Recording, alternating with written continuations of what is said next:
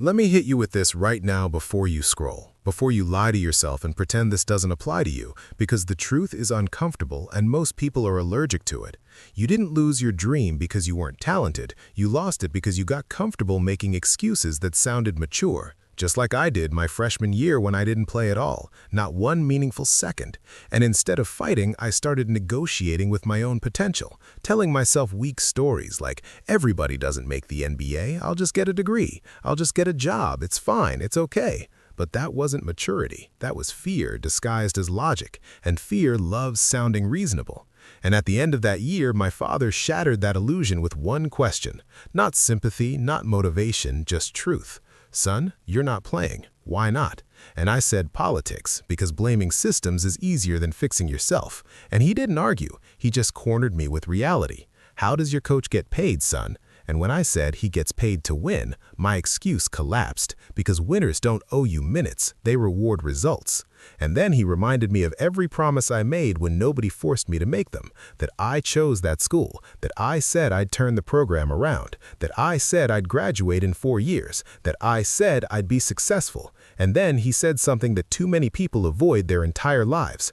Go back and do what you said you were going to do, because accountability doesn't care how you feel. And when I went to my coach and asked, what do I need to do to play in the NBA, that question demanded blood, sweat, ego death, and transformation, not comfort.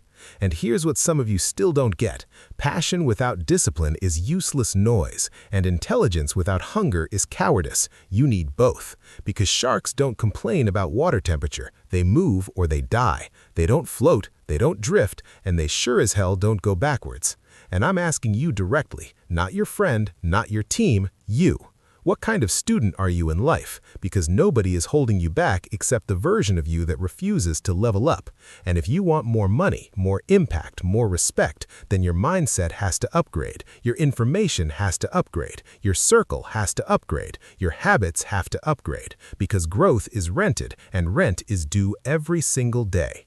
And when my coach told me the truth that I couldn't run, jump, shoot, dribble, or rebound, instead of crying, I decided to outwork reality. Next year, I'll be your most improved player, because honest self-assessment hurts, but delusion kills.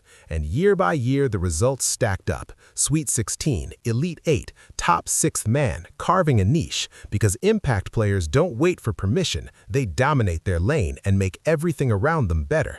And just when everything aligned, life punched me in the mouth. Broken foot, then broken again, dreams collapsing, 7 points a game, a safe $75,000 job waiting, and that's where most people quit forever, call it wisdom, and bury their potential with a paycheck. But my father asked the question that separates average from elite.